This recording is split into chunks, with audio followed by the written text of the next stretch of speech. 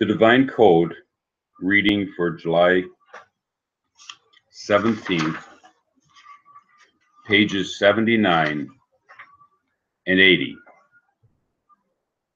We're in the chapter on liability to divine and earthly punishments.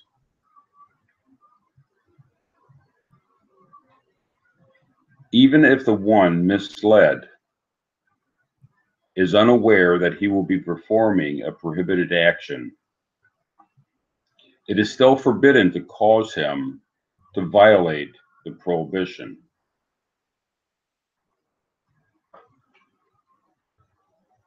The Kametz Mincha, additions to the Mincha Kinuk, Commandment 232, wrote, based on his understanding of the Rambam's Laws of Kings, chapter 10, that a person who makes a mistake is totally exempt from liability, just as a person who is commanded, or who is completely forced, is exempt from liability. Therefore, he says that it is permitted for a Jew or Gentile to hand a prohibited piece of meat to the Gentile who is unaware of its forbidden status, and likewise for any similar question.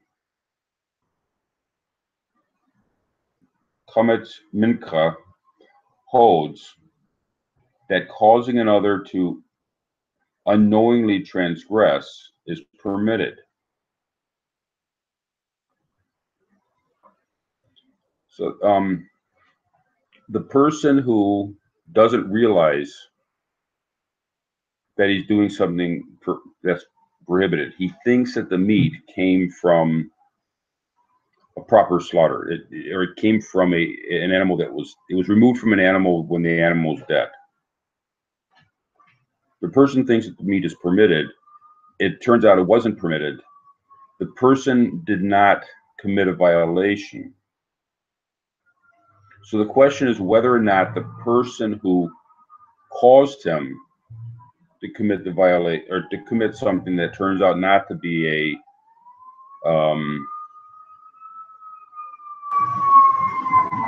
transgression, whether that person is culpable for his action. You know, the butcher knows that it's not permitted meat. He hands it to his customer, and the customer eats it. Is the butcher liable for, or did the butcher do anything wrong? Is the question. The author of the Divine Code, does not accept this, and he holds that the Noahide commandments are not only prohibit a person from doing certain actions, but they also establish what deeds are undesirable and what situations God does not want to occur. One who transgresses this is causing another to transgress. By causing another to transgress, is violating the commandment to establish laws, dinim. This was mentioned previously in topic chapter 3, halakha 1, in the context that Moses was commanded to compel observance of the 7 Noahide commandments.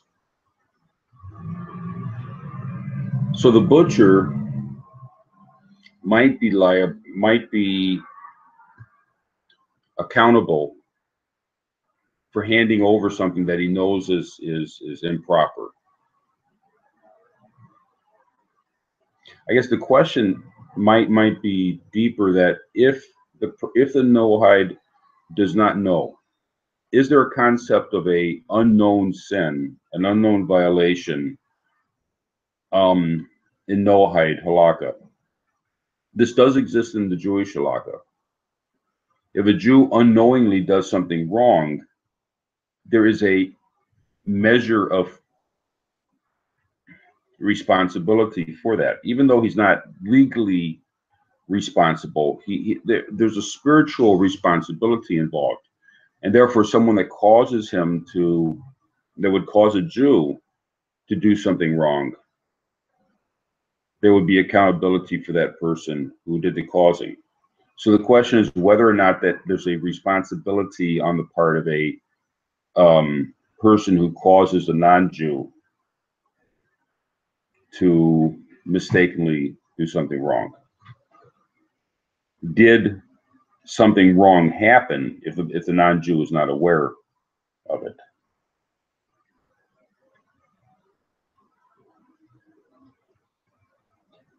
This issue has an impact and influence on the understanding of the nature of the 7 Noahide commandments and the spiritual status of a righteous and pious Gentile who observes these commandments. The divine commandments have 2 dimensions. First, their influence on the person who accepts the yoke of the kingship of heaven, which fixes and corrects his characters and thoughts, etc. And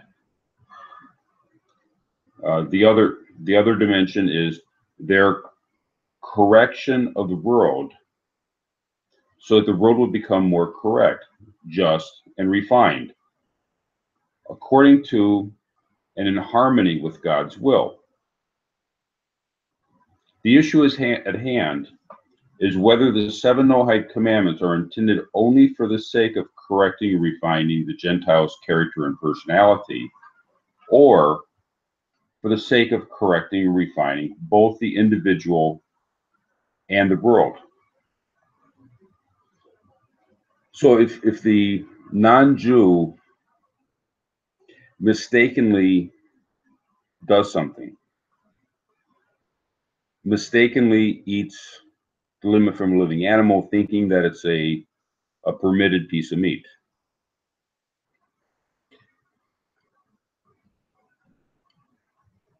the person is not aware that he did anything wrong.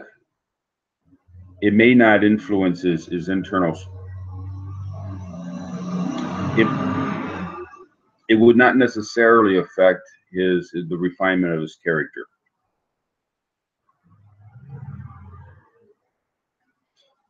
Or does it affect the world, and in a certain roundabout way affect him as well?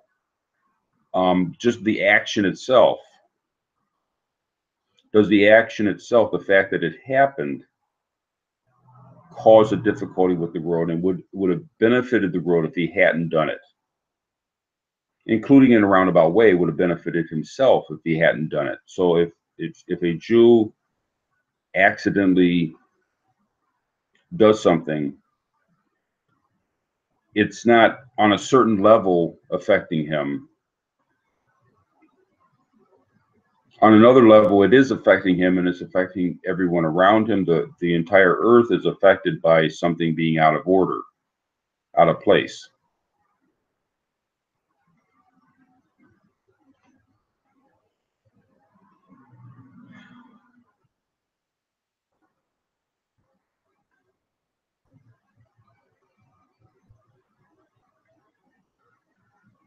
It seems the first opinion holds that when a forbidden action is being done without any knowledge of its transgression, the Gentile is not rebelling against God, so nothing negative actually happened to the person.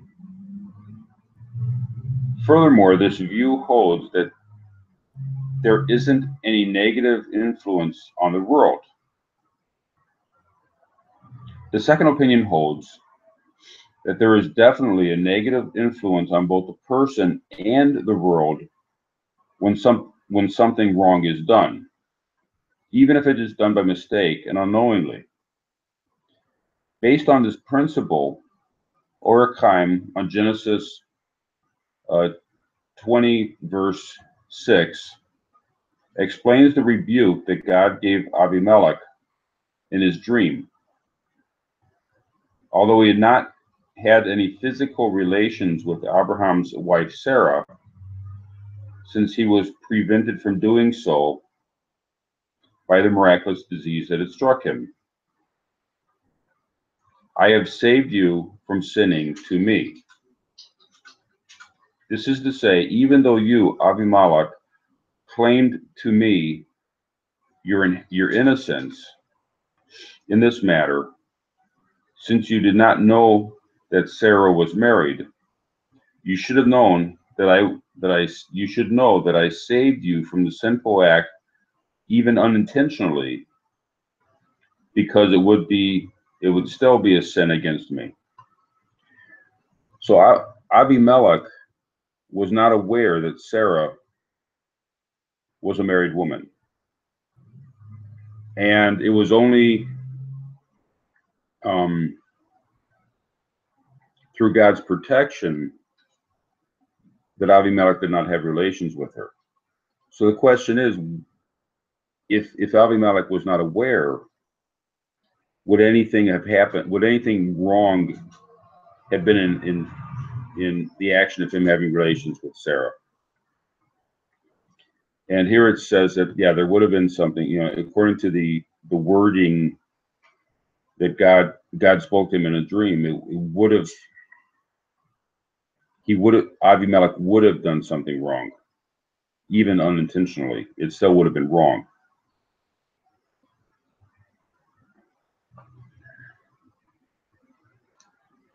The author of the Divine Code draws general support for the second opinion from Liability, Volume 5, pages 159 to 160, which says that a fundamental, that is divinely mandated obligation on Gentiles is to develop the world into a correct and just environment for a faithful humanity. And this Liability is on Jacob's two sons when they killed out the city of Shechem. And there's a lot of discussion as to, okay, what exactly were they doing? What was the logic behind what they were doing? And whether it was justified for them to do it. So in that, it's being shown that, yeah, there is a necessity in the Noahide Code for the world to be corrected. It's not just an individual thing, it's for the entire world that the Noahide Code be followed. Even though that exclamation is very general and can be modified to take into account the wavering and improprieties of mankind, so that it could be adopted to support the first opinion, the general attitude emphasized there is obviously like the author's opinion. So the understanding in Liability Sikot's explanation of the action of Jacob's children to wipe out the city of Shechem supports the idea that the Noahide Code has a function to benefit all of humanity, to benefit all of the world, is benefited by following the code. And therefore, if a person accidentally does something, it does have an effect on the world. And therefore, a person who causes someone to do something wrong, even if the person who does something wrong is not aware of it and therefore did not cause a violation, there is still a damage done to the world.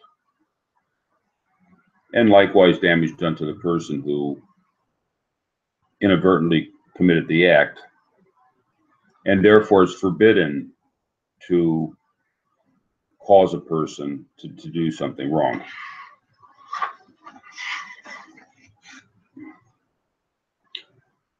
For example, if one had a piece of meat that was forbidden to be eaten because It was severed from a living animal, Abraham Akai, and he handed it to another person who thought he was receiving ordinary permitted meat to eat. This is prohibited. It is likewise forbidden to cause any other situation that resembles this. Nevertheless, if one misleads another to transgress a commandment, the misleader is not liable to punishment by a court, unless the court sees a special need to enforce the commandment of dinim for the purpose of correcting the society. But he will be punished by God for misleading others and causing them to sin. So the required punishment for the person that causes another person to sin is a divine punishment. It's from the hand of heaven. It would be something will happen to the person's life as a result. It may be necessary for a court to also step in and make rules. Just like the court can step in and make stop signs and say, we're going to require you to stop at this intersection. The court can make rules to safeguard humanity. So there might also be rules made by the court to prevent somebody, they can make regulations that the butcher is not allowed to sell such meat. There could be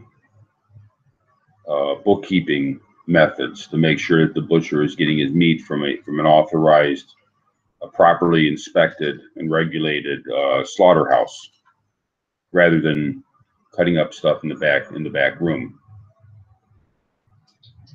and such. And those regulations would be proper.